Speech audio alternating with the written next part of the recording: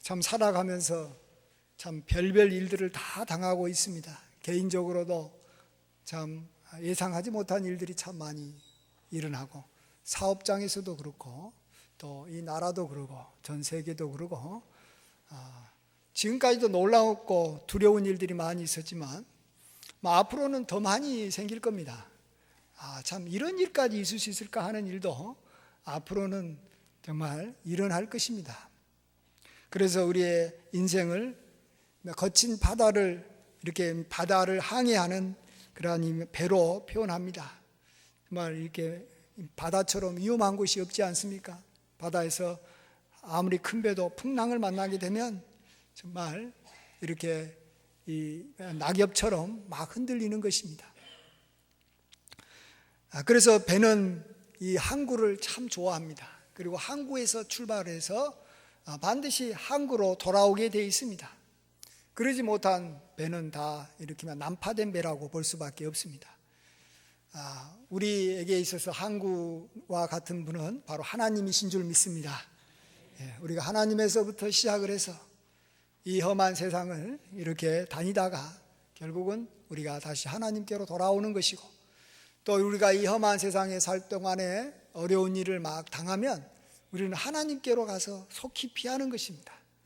하나님은 이렇게 큰 방파제가 있어서 어떠한 파도도 능히 이겨낼 수 있는 그러한 항구인 것입니다. 그래서 그곳에서 쉼을 얻고, 또 이곳에서 물자를 받아서 이렇게 필요한 것들을 배에 싣고 또 다시 출발하는 것입니다. 그래서 우리 인생은 참 가만히 있고 싶은 사람들이 참 많아요. 조용하게 살고 싶다, 무슨 힐링하고 싶다, 어떤 일이 안 생겼으면 좋겠다, 편안했으면 좋겠다. 그건 우리의 희망사항일 뿐입니다. 또 나가면 잔잔했던 파도가 또 이렇게 거센 풍랑이 일어나듯이 우리의 인생은 끊임없이 움직여야 되고 끊임없이 새로운 것을 만나야 됩니다. 그래서 우리 성도들은 아예 처음부터 각오를 하면서 살아야 돼요. 나의 인생이 이렇게 평탄할 것이다. 아예 처음부터 아예 생각을 하지 마세요. 지금보다 더 힘든 일들이 무지무지 많이 일어날 것이다. 그러나 이것을 나는 하나님의 은혜로 극복할 것이다. 풍랑이 치면 하나님께 속히 피할 것이다. 그러나 하나님께서 나를 보호해 주실 것이고 새 힘을 주셔서 결국은 우리가 이렇게 풍성한 것을 이렇게 싣고 하나님 앞에 다시 이렇게 올 것이다. 그래서 정말로 배가 항구로 귀향하면 사람들 다 좋아합니다. 고기를 많이 이렇게 배에 가득 싣고 항구로 들어오는 거 아닙니까? 또 어떤 여기 상선이 배에 들어오면 거기 안에 컨테이너들이 참 많습니다. 그래서 그곳에 그 배가 들어오는 것은 사람들을 다 환영하듯이 하나님께서도 우리가 이렇게 풍성한 삶을 살아서 이렇게 하나님 앞에 나올 때 하나님께서 기뻐하신 줄 믿습니다. 그래서 우리가 이 땅에 살면서 계속 어떤 어려움들이 있는데, 이때 어려울 때마다 우리 본문 우리 31편 여기 19절을 보시면 주를 두려워하는 자, 특별히 주께 피하는 자를 위해서 하나님께서 이렇게 베푸신 은혜가 참 많다라고 말해주고 있습니다. 20절에 그들을 주의 은밀한 곳에 숨기사 사람의 꾀에서 벗어나게 하시고, 또 이렇게 비밀이 장막에 감추사 말다툼에서 면하게 하신다. 정말로 무서운 것은 참 사람입니다. 사람이 이렇게 꾀를 내서 우리에게 이렇게 사기를 치려고 하면요, 그곳에서 누가 벗어납니까? 또 갑자기 사람들이 우리의 허물을 들춰내가지고 이렇게 말다투고 우리를 대적하고 우리를 공격하면요, 그곳에서 누가 벗어납니까? 아무리 권세가 있어도 아무리 재물이 많아도 그곳에서 이렇게 벗어나기가 어렵습니다. 그래서 우리는 하나님께로 가는 것입니다. 이렇게 하나님께로 나아갈 때 우리가 어떻게 해야지 우리가 하나님 앞에 온전히 피할 수 있을 것인가? 이것이 굉장히 중요한 과제인데, 그 피하는 방법을 오늘 본문 21절에서 말해주고 있습니다. 같이 한번 읽습니다. 여호와를 찬송할지어다. 견고한 성에서 그의 놀라운 사랑을 내게 보이셨음이로다. 여호와를 찬송하라라는 것입니다. 그러면 견고한 성에 들어간다라는 것입니다. 견고한 성에 들어가면, 안전한 항구에 들어가면 되는 것입니다. 하나님의 궁전에 들어갈 때 누가 쫓아와서 그를 해롭게 할 수 있겠습니까? 그곳에는 풍성함이 있고 그곳에는 안식이 있는 것입니다. 우리 시편 100편 4절도 함께 읽어보겠습니다. 감사함으로 그의 문에 들어가며 찬송함으로 그의 궁전에 들어가서 그에게 감사하며 그의 이름을 송축할지어다. 아멘. 우리 백성이 하나님의 백성이라고 누구나 다 하나님의 궁전에 들어가는 게 아닙니다. 대한민국 국민이라고 누구나 다 청와대에 쉽게 들어갈 수 있는 게 아닙니다. 백성 중에서도 자격을 갖추어야 됩니다. 우리가 하나님의 궁전에 들어갈 수 있는 사람, 그 사람은 누구입니까? 감사할 줄 아는 사람입니다. 그래서 이렇게 감사는 이렇게 비밀의 문을 여는 열쇠와 같습니다. 열쇠가 있어야 되는 겁니다. 요즘에는 이제 저기 자동 열쇠가 있습니다. 번호로 비밀 키를 누를 줄 알아야 돼. 비밀번호를 알고 있는 사람만이 그 문을 열고 들어갈 수 있어요. 그 비밀번호가 뭐라고요? 하나님께 감사하고 송축하는 것입니다. 그러면 우리가 그 안에 들어갈 수가 있는 것입니다. 자, 그러면 우리는 하나님께 감사한다고 할 때 무엇을 감사할까요? 특별히 풍랑 중에 있는 사람, 어려움 중에 있는 사람, 힘들고 고통 중에 있는 사람이 뭘 감사합니까? 자기에게 좋은 일이 생기면 누구나 감사합니다. 감사하지 말아라 그래도요, 감사하게 되고, 또 감사하면서도 자기 자신을 또 자랑할 수도 있고요. 또 심지어 나아가서 좋은 일이 생긴 사람은 감사 안 해도 살아갑니다. 좋은 일로 인해서 그것이 자기에게 힘이 되니까요. 하나님께서 안 도와줘도 좋은 일이 생겼으니까 그걸로 어느 정도는 살아갈 수 있는 것입니다. 근데 문제는 감사할 일이 하나도 없고 좋은 일이 하나도 안 생기고 내가 소원한 것이 이루어지지 않을 때 그때도 감사할 줄 알아야 되는 거예요. 근데 뭘 감사합니까? 뭘? 그래서 우리가 어려울 때도 감사할 수 있는 감사 제목 3가지를 우리가 생각해 보고자 합니다. 근데 이것은 우리 믿는 사람만이 가지고 있는 비밀입니다. 이건 세상 사람들은 절대로 감사할 수 없는 것들입니다. 첫 번째는 주의 보혈인 줄 믿습니다.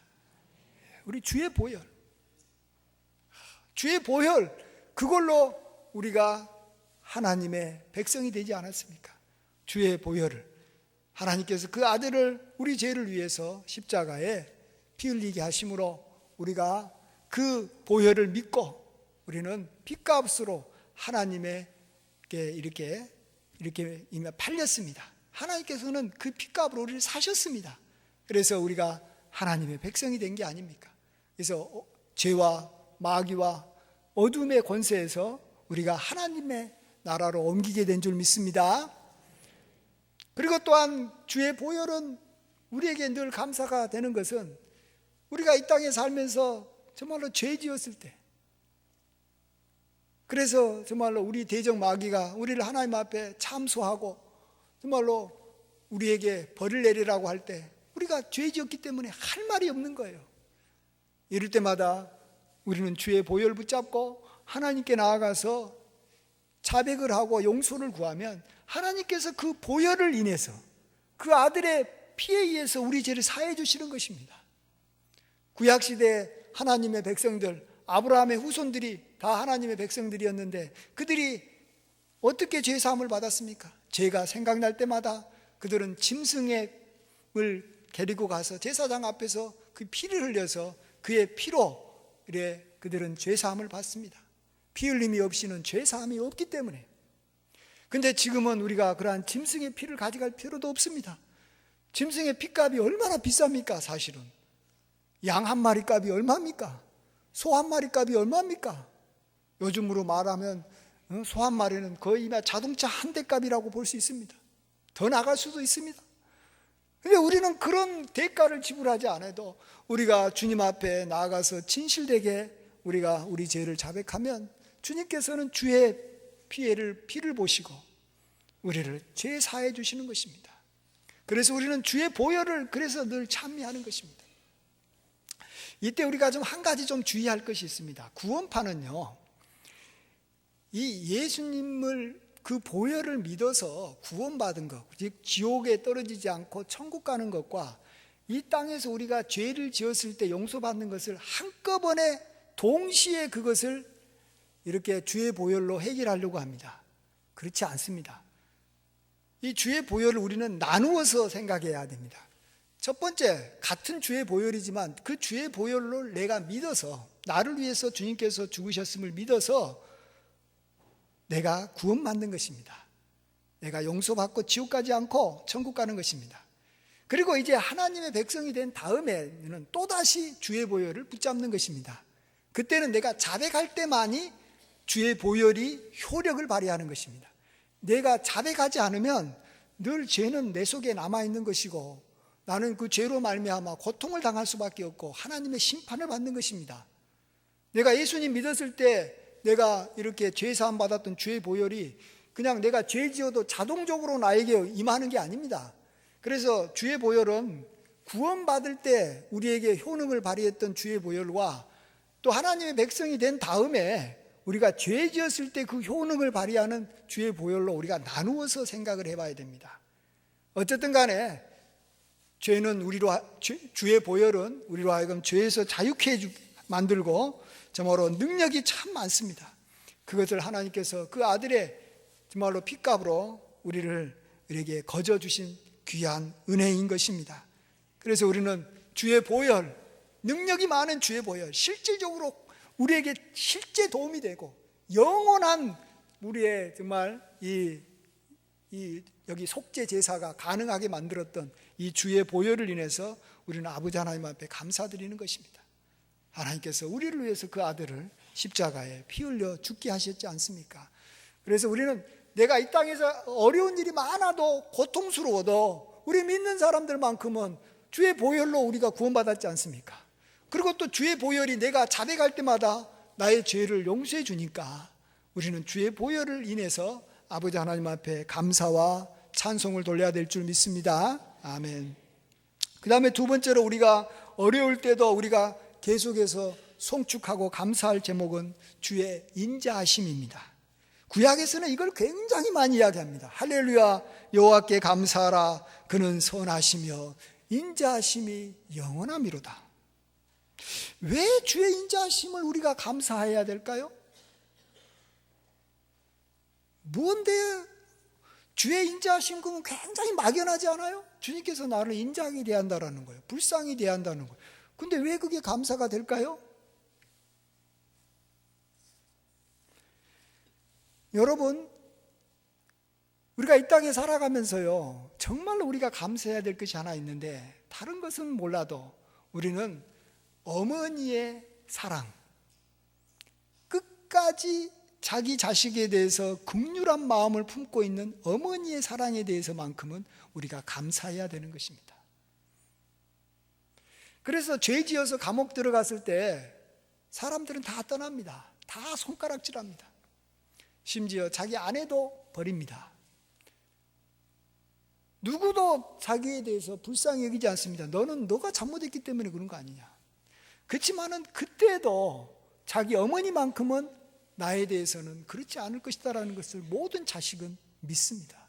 또 당연히 믿어야 되는 것입니다.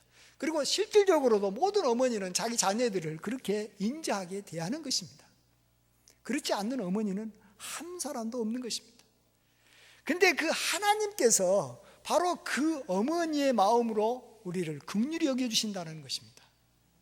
그래서 우리가 어머니를 생각할 때마다 어머니의 그 인자하심을 감사하며 살아가는 것이 우리에게 힘이 되고 당연한 것처럼 우리가 감사할 때 먼저 주의 인자하심이 생각나야 되는 것입니다. 이사야 49장 15, 16절 여인이 어찌 그 젖먹는 자식을 잊겠으며 자기 태에서 난 아들을 긍휼히 여기지 않겠느냐. 그들은 혹시 잊을지라도 나는 너를 잊지 아니할 것이라. 내가 너를 내 손바닥에 새겼고 내가 너의 성벽이 항상 내 앞에 있다. 어머니는 자기 갓난아이를 잊지를 못합니다. 그리고 이렇게 항상 불쌍히 여깁니다. 하나님도 그러십니다. 그리고 우리의 이름을 손바닥에 새겨주시는 거예요. 항상 볼 수 있고 또 우리의 성벽이 항상 있다라는 겁니다. 이건 뭘 말하냐면 옛날 사람들은 다 성에 살았어요. 그래서 동서남북을 쳐다보면 다 성벽이 항상 자기 눈에 보이는 겁니다. 하나님께서도 항상 우리를 잊지 않으시고 우리를 항상 기억하신다는 거예요. 그리고 항상 우리를 불쌍히 여겨주신다는 것이에요.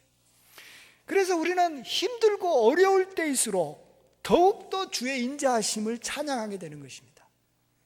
좋을 때는 주의 인자하심 말고도 나에게 와가지고 친절을 베풀어 준 사람도 많고 나에게 이렇게 은혜 베풀어 준 사람 많아요.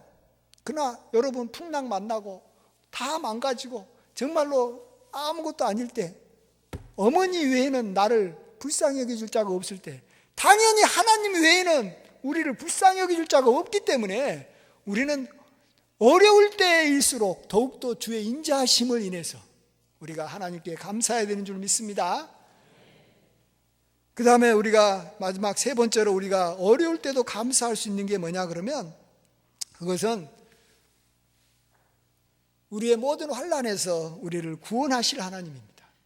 구원의 하나님입니다. 구원의 하나님은 크게 우리는 이제 아까도 말했듯이 이렇게 지옥에서 건져주신 구원의 하나님만 구원의 하나님이 아니고, 또 우리가 이 땅에서 살아갈 때 모든 어려움에서 건져주시는 것도 구원이지 않습니까? 전쟁에서 승리케 하는 것도 구원인 것이고, 또 우리가 가난과 질병에서 벗어나게 하는 것도 구원인 것입니다. 자, 근데 우리를 가장 구원해주고 싶으신 분이 있는데, 이 세상에서도 우리 모든 사람들, 사람이라면 다 자기를 구원해주고 싶어하는 사람이 한 사람이 있는데, 그 사람이 누구냐 그러면 우리의 육신의 아버지라는 걸 아셔야 됩니다. 한마디로 우리 육신의 아버지는 자기 자녀들이 어려움에 있으면 건져주고 싶은 생각이 있는 거예요. 좀 편안하게 살았으면 좋겠다, 성공했으면 좋겠다, 출세했으면 좋겠다 하는 마음이 모든 아버지의 마음속에는 자기 자녀를 바라볼 때 있는 겁니다. 너가 뛰어나고 잘 됐으면 좋겠다. 우리가 이 탕자 비유를 보면 그 아버지의 마음을 잘 압니다. 둘째 아들이 집 나갔어요. 그러니까 돈을 가지고 나갔지만 아버지는 안 거예요. 집 나간 저 둘째 아들 고생할 텐데, 힘들 텐데,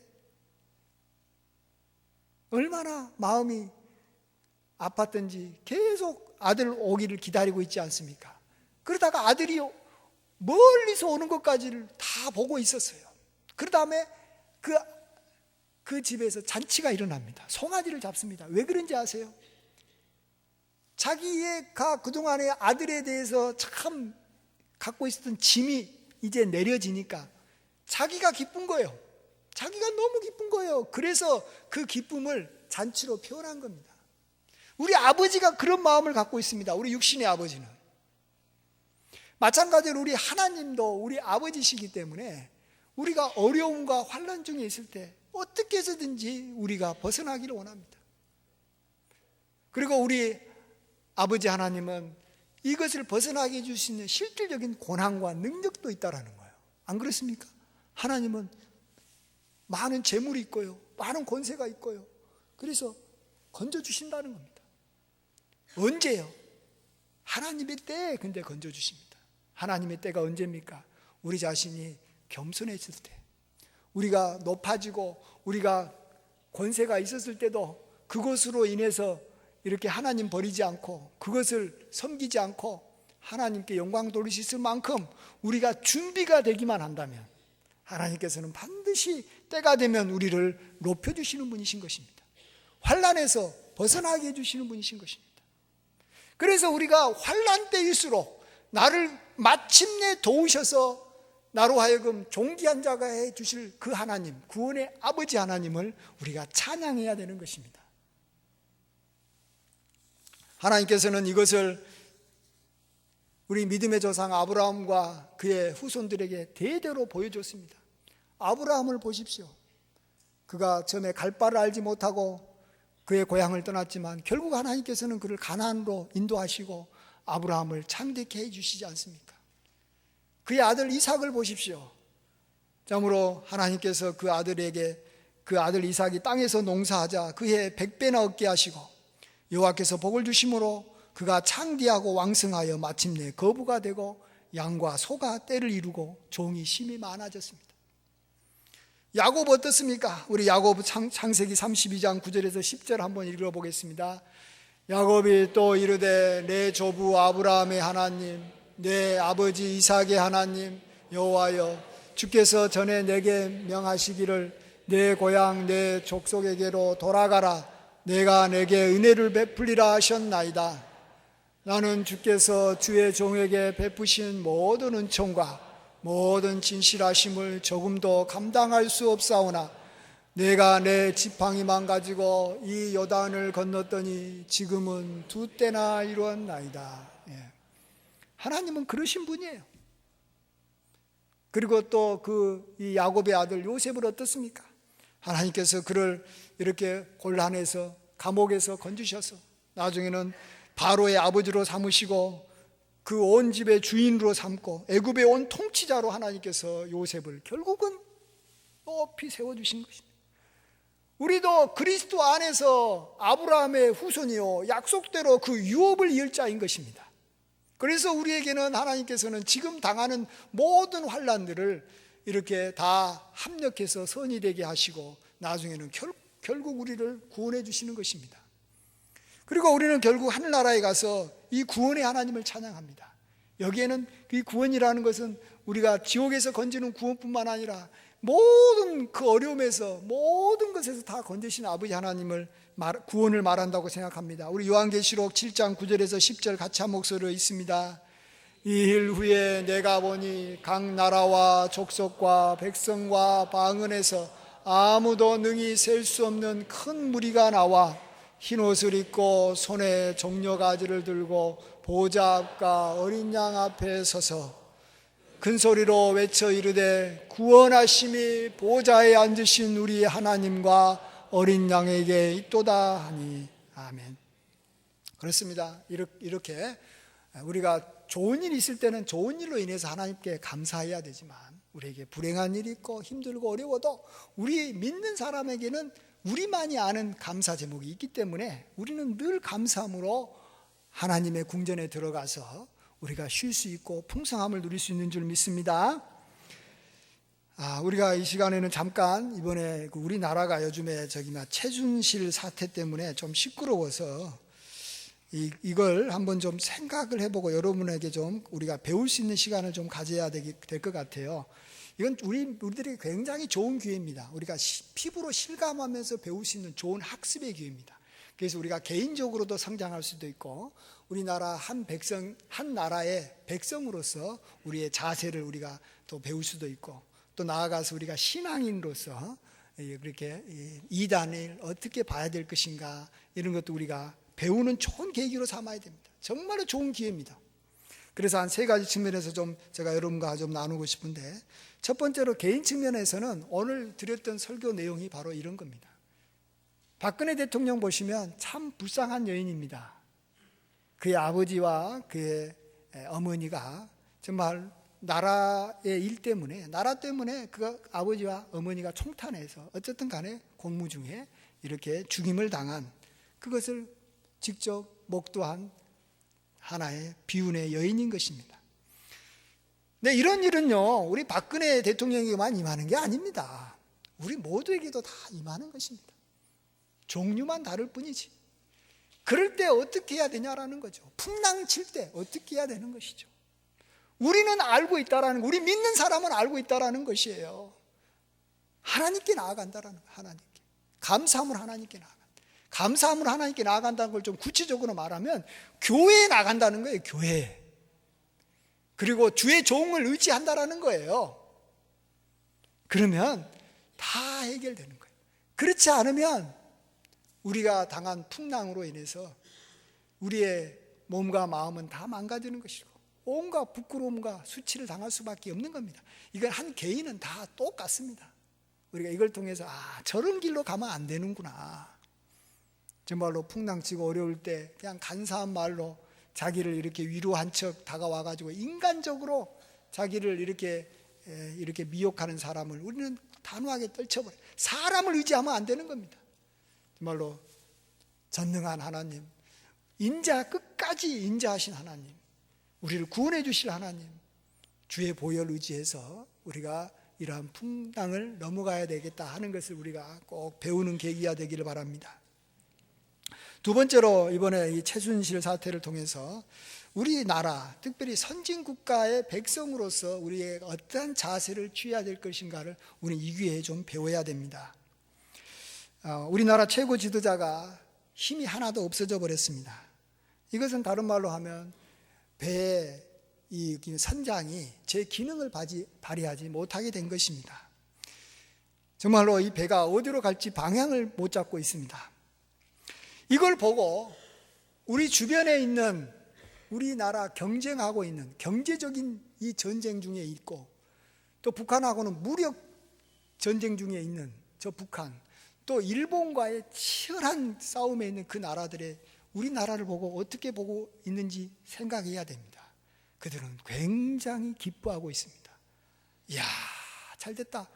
막 우리나라가 시끄럽고 막 우리나라가 더 어려워지고 이 문제가 장기화가 되면 장기화될수록 이익을 얻는 사람은 북한인 것이고 중국인 것이고 일본이라는 사실을 알아야 됩니다. 이건 우리나라의 문제만은 아닙니다.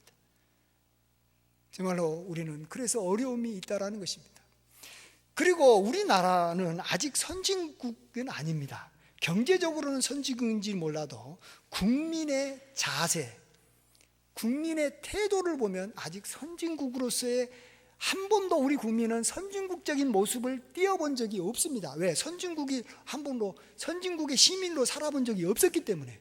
그래서 우리도 모르게 하는 행동들이 후진국의 백성으로서 행동하고 있고 잘해봤자 중진국으로서의 백성으로 행동을 하고 있는 겁니다. 위기 상황이 왔을 때 자기는 최선을 다해서 한다고 하는 것이 중진국 수준의 시민들이 하는 행동을 하는 거예요.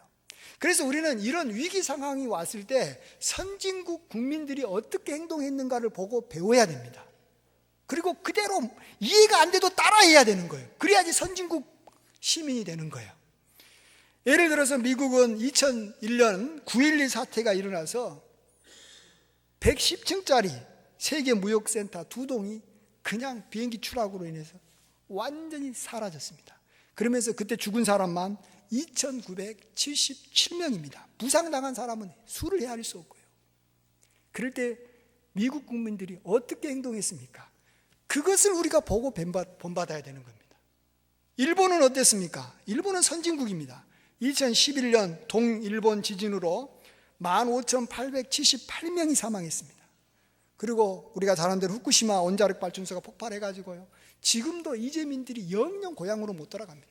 제가 이번에 일본 저기 큐슈 지방을 갔는데 여기 오사카에 사는 사람이라든지 저 위에 있는 사람들이 다 지금도 이사를 하고 있어요. 이사.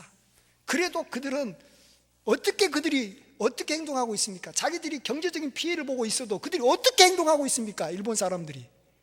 그렇기 때문에 우리나라가 주변 나라들이 겁을 내는 거예요. 아, 선진국이구나. 선진국이구나. 딱 보면 아, 후진국이구나. 중진국이구나. 선진국이구나. 그 시민들의 행동을 보면 아는 거예요. 우리 특별히 믿는 사람은 이미 검찰을 모든 권세는 하나님께로부터 왔다는 걸 믿어야 됩니다. 검찰은 사람이 세운 게 아닙니다. 하나님께서 검찰을 세우고 검찰이 조사하고 이 모든 것을 할 것을 우리가 믿고 우리는 우리가 맡은 일에 최선을 다하는 것이 그게 애국인 것입니다. 후진국 국민답게 처럼 행동하지 마십시오. 항상 우리 머릿속에는 선진국 국민들이 어떻게 이런 상황이 됐을 때 행동했는가만 생각하고 그대로 따라하면 우리가 점차 선진국이 될 줄 믿습니다. 돈 많다고 선진국이 아닙니다. 선진국 국민답게 행동할 줄 아는 사람의 퍼센트가 많이 늘어나야지만이 선진국이 되는 것입니다. 그 다음에 세 번째로 이보다 더 중요한 것은, 이게 우리 믿는 사람들이 더 중요한 것은 이번 기회에 이단이 왜 부흥하고 이단이 어떤 존재인지를 좀 알아야 됩니다. 이단에게서 교리는 별 의미가 없습니다. 교리라는 것은 그냥 교주를 신격화하는 것이 교리고요. 그것은 그냥 불경에서 끄집어 오기도 하고 유교에서 끄집어 오기도 하고 성경에서 끄집어 오기도 하고 어쨌든 간에 교주를 신격화하는 것이 이단인데, 그렇게 하기 때문에 그들은 교주한테 돈을 바치고, 교주는 돈이 굉장히 많습니다. 몇백억, 심하면 수천억을 갖고 있습니다. 자, 그런데 이 돈을 가지고 이 이단의 교주들은 더 돈을 불리고 싶어 합니다. 이럴 때 가장 쉽게 돈을 불릴 수 있는 방법이 뭐냐 그러면 국가의 최고 권력자들과 결탁을 해서 그들에게 뇌물을 주고 국책 사업에 뛰어드는 것입니다. 우리 순천에서 조금 이나 돈 번다고 하는 사람들은 다 누구하고 연결돼 있습니까? 순천 시청에서 하는 일하고 연결돼 가지고 건설업 하면 다 돈 벌게 돼 있습니다. 그래서 이단의 교주들은 그렇게 하는 거예요. 그래서 그 일을 통해서 돈을 많이 법니다. 돈도 많았지만 더 많이 법니다. 그러면 그 돈을 가지고 이제 사람들을 사는 겁니다. 요즘에 신천지도 그렇고 구원파도 그렇고 이번에 저기 영생교도 그렇고 젊은 사람들한테 장학금을 줍니다. 지금 돈이 없어서 학교를 못 다녔는데 장학금을 주니까 다 돈 받고 들어오죠. 그 다음에 사업이 안 되는 사람한테 다 이렇게 점포를 하나씩 줍니다. 돈이 많아요, 자기들은. 왜? 자기들 이게 저기 신도들한테도 돈을 많이 저기 갈취해서도 있지만 이 정권과 결탁을 해가지고 돈을 그들은 막 몇 배로 이렇게 벌어 들여놨기 때문에 돈이 차고 넘치는 것입니다. 그래서 그들의 세력이 커져가는 것입니다. 자, 이렇게 해가지고 이단이 커져가고 있는 것을 우리가 뭘로 막습니까? 가가지고 성경 이야기한다고 그들이 아이고 이렇게 깨달음이 있어서 돌아오겠습니까? 그들은 처음부터 끝까지 돈으로 시작해서 돈으로 자기 세력이 확장되어 가는 것이 이단인 것입니다. 이것을 깰 수 있는 것은 오로지 하나님밖에 없는 것입니다. 그래서 하나님께서 이전에 구원파 때문에 우리 교회가 얼마나 고통당했습니까? 구원파를 어떻게 깹니까? 세월호 사건을 통해서 하나님께서 다 온천하에 드러내고 다 깨버립니다. 이번에도 영생교가 여러분 서울에서는 굉장합니다. 원래 천부교 쪽에서 배워가지고요, 이단의 그런 스타일을 배워가지고 영생교를 최태민과 그 일가가 계속 이어가는데 그걸 누가 깹니까? 그런 식으로 돈을 가지고 이렇게 자기들을 이렇게 성도들을 이렇게 포섭하고 이렇게 하는데 하나님이 하시는 거예요. 그래서 우리는 이번 기회에 하나님께서 이단을 깨시는구나 하면서 하나님을 찬양해야 됩니다. 마치 이스라엘 백성들 누가 괴롭혔습니까? 아말렉 족속, 아모리 족속, 그들이 괴롭힐 때 하나님께서 아모리 족속을 멸하실 여호와께 찬양할지어다. 이단을 하나님께서 멸하시는 것을 보면서 하나님을 찬양할지어다. 찬양할지어다. 우리는 이 시간에 찬양을 해야 되는 것이지, 뭘 믿는 사람이 세상 사람들이 보는 관점에서 똑같이 보고 똑같이 행동하고 그게 믿는 사람이에요? 하나님은 우리가 믿음의 눈으로 하나님을 영화롭게 하고 하나님께 감사하기를 원하시는 것입니다. 이럴 때 하나님께서는 우리의 감사를 받으시고 교회를 지켜주시는 거. 하나님께서 열심히 일하셨는데 그에 대해서 하나님께 감사를 돌려야죠. 세상 사람들은 세상 사람들이 가는 길로 가는 것입니다. 우리 믿는 사람은 믿는 사람의 길이 따로 있는 것입니다. 진정한 애국이 무엇입니까? 우리가 잘 알아야 됩니다. 어쨌든 하나님께서는 우리들에게 늘 감사와 정말로 우리 하나님께 찬양 제목을 열심히 우리가 찾아서 정말로 하나님께서 역사하시는 것을 그대로 하나님께 영광을 돌릴 때 하나님께서는 우리를 축복하시고 교회를 축복하시고 이 나라를 축복해 주시는 줄 믿습니다. 하나님께서 은혜만 베푸시면 우리 개인과 이 나라는 다 일어나지만 하나님께서 우리의 감사를 받지 않고 그래서 은혜를 베풀지 못하면 우리가 어떤 일을 해도 이 나라는 일어나지 못하는 것입니다. 우리 개인도 일어날 수가 없는 것입니다. 감사는 정말 모든 것을 풀게 하는 열쇠입니다. 우리가 하나님 앞에 온전한 감사를 잘 드려서 구원의 역사가 날마다 일어나고 항상 풍성하게 살게 되시는 저와 여러분이 되시길 주의 이름으로 축원드립니다. 아멘. 아버지 하나님, 우리가 환난 중에도 감사할 수 있는 제목을 허락하여 주심을 감사합니다. 우리로 하여금 믿음의 눈을 열어서 하나님께서 온 세상을 주관하시고 악한 마귀를 심판하시는 하나님을 보게 해 주심을 감사합니다. 아버지 하나님, 도와주시고 함께하여 주시옵소서. 예수님의 귀하신 이름으로 감사하며 기도하옵나이다. 아멘.